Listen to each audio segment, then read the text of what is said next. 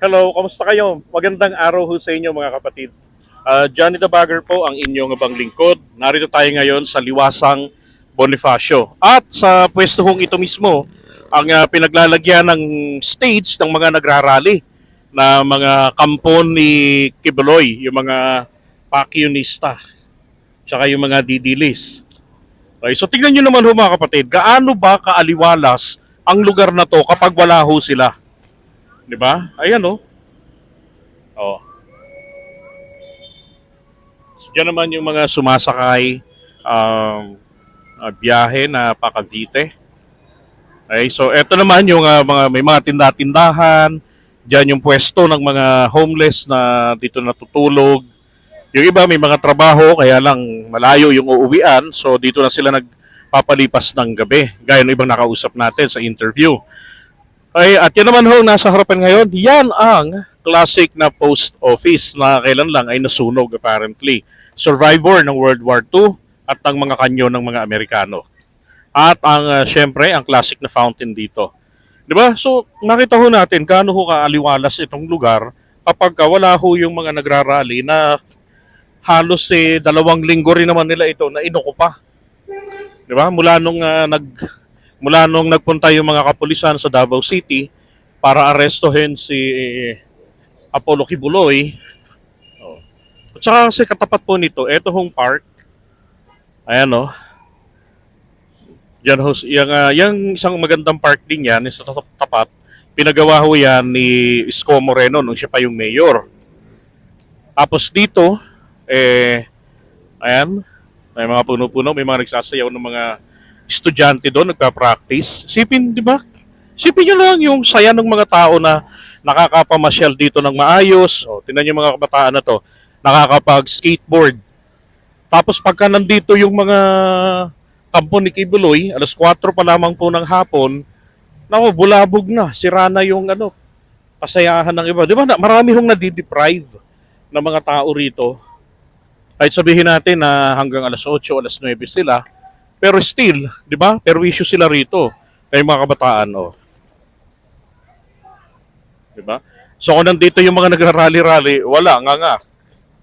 Boy, gabi-gabi pa kayo rito? Nung may mga nagrarally rito, paano yon? Saan kayo pumupesto? Kabila. Saan kabila? Almario. Mario, bagong tulay. Hmm. Alin ang mas magandang pwesto? Dito doon? Ganda dito kaso bawal. Bawal dito. Maraming tatalo. Oo.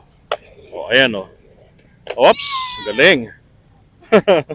Pero nung may nagrarally, wala ho talaga makapwesto rito. Walang makapag-enjoy.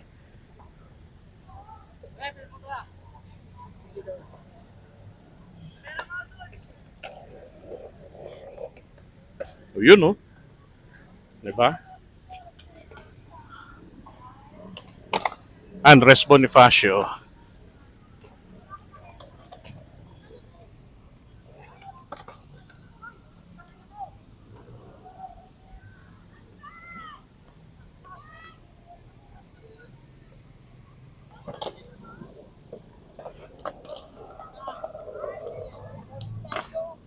Alam nyo, kahit na ito ay Freedom Park, palagay ko hindi pa rin naman tama na ang gawin ng mga rallyistang katulad ng kay Kibuloy, kay Duterte, gaya ng ginawa nila nung March, halos dito na sila tumira, araw-araw na, di ba? Ginawa na nilang kumbaga parang sarili na nila to eh. Dito na yung kanilang ginawang pugad ng mga pagnangyaw-ngyaw nila dahil katulad nito recently ang EDSA kahapon nakita natin sa SOCMED, Diyos ko, nag-EDSA People Power Club lang yan araw-araw. Kada biyernes lang na ginawa ng Diyos, People Power, nang wala pa sa 10 pirasong mga utak dilis.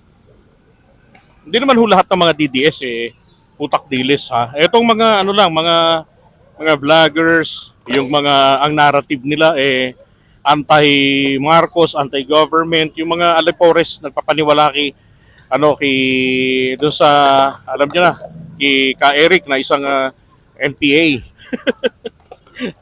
'Di ba? Peking sumuko. Pero tingnan niyo naman ang ginagawa. Sana yung mga taga KOJC at mga DDS, maisip din ho nilang ginagawa nila na sumusunod sila sa mga pinagsasabi nito ni Ka Eric ginagawa na ho sila nitong mga NPA kumbaga.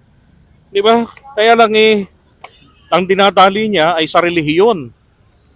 Kung meron naman pong talagang tiwala si Kibuloy sa hustisya, dapat nga ang sinasabi niya, dapat noon pa, diba? Sumuko na, harapin na sa Senado pa lamang para wala nang wanted, wala nang warrant, walang ganun. Kaso iba puro pagmamatigas, puro talaga yung nakalakihan niyang paglaban sa gobyerno. Ang nakapagtataka pa kay Eric, hindi ba't ito yung nasa drug watch list ni Duterte? Pati yung kanyang amo, yung mayor, na ngayon nga sumuko na. Sinasabi naman nun, wala naman siyang involvement. Kaya nga nagtataka siya, bakit siya sinangkot ni Duterte sa kanyang matrix. At ngayon umuwi na matapos ang napakailang taon na pagtatago niya. Huling pinuntahan niya kasi Japan Nang malaman niya ang ginawa ni Duterte, hindi na po siya bumalik ng Pilipinas sa takot na baka mapatay. Ang nakapagtataka, etong si Ka Eric na nasa drug watch list, biglang naging kasama ng mga NPA na mga sumuko yung prinisenta sa National Press Club.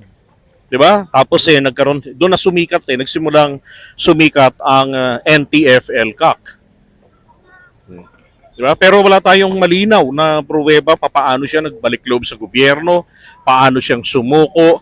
Tapos nung congressional investigation tungkol doon sa fake news niya na halos 2 billion, sabi nga ng mga kasama niya, o higit pa, na travel expenses daw ni Martin Romualdez. Diba? Sinasabi niya na nagtatanong lang daw sila, pero yung akusasyon dinaan sa patanong para masabing nagtatanong. No. Kung napansin niyo ho, yung kanyang source na ayaw niyang pangalanan at ini-invoke niya ang SOTO law na nagpoprotekta sa mga resource person ng mga taga-media na ma-divulge ang kanilang pangalan or identity, pilit niyang inavail, kaya ayaw niya, kaya nga nakulong pa At doon napag-alaman, sinabi niya na yun ay taga-Senado at matagal nang nagbabato ng impormasyon sa kanilang intel. Diba? Nung siya'y nasa hanay pa ni Joe Masison. Diba? So kung ganun yung klase ng tao, paano nga asahan mo na may idudulot na mabuti at dadalhin sa mabuting kalagayan yung mga naniniwala sa kanya? O tignan nyo nangyari kay Kibuloy, di sa kulungan pinulot.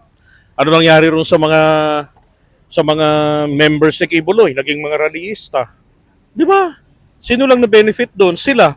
Kasi content nila yan sa SMNI, kumikita sila bukod sa 100,000 pesos a month ang sahod nila, plus yung bayad pa ng content. Kasi sila black timer sila sa SMNI. Sina Ka Eric at si Lorraine Badoy. Di ba? So ang gusto kong puntuhin dito, baka kayo nagagamit para pagkakitaan ng mga to. Ano sa tingin nyo? Alright, pero again, eto nakakatuwang pagmasdan yung mga kabataan, yung mga namamasyal ngayon dito. Diba? At saka yung aliwalas ng paligid. Kesa yung nandito sila at dito nagwawala, wala kang marinig kung hindi Marcos Bangag, diba? FL Lisa, smuggler, magnanakaw, yung mga ganong paninira nila. Na ultimo sa mga interviews natin na mapapanood nyo sa survey channel at doon sa JDB said na isang YouTube channel, sinasabi ng mga nakatira rito, ng mga homeless, tawag nila sarili nila, yagit, ay sila mismo hindi natutuwa sa ginagawang ito ng mga kampo ni Kibuloy at ng mga DDS. Para sa kanila, dapat irespeto ang presidente. Hindi yung ganun na klase ng mga paninira nila o sisiraan nila. Diba? Alright, so far ito yung update natin ngayon dito sa Liwasang Bonifacio. Ba't ako nagbalik? Gusto ko lang na pakita sa inyo kung gaano kaganda tong lugar pagkagabi at nawa ay mas ma-improve pa ito, diba, ng mayor ng Maynila ngayon. At pagbawalan na yung mga ganong klaseng mga rallyista rito na dito na halos naninirahan. Okay lang na isang beses, diba, ilang oras, maipahayag nila yung kanilang saloobin o sa ating gobyerno. Pero yung dito na naninirahan halos, ibang usapan na yun. Diba? Pang-aabuso na yun sa karapatan, sa kalayaan dito sa Freedom Park na to ng Liwasang Bonifacio. Alright, so muli ho ako inyong paglingkod, Johnny Tabagar. Thank you so much and God bless everyone.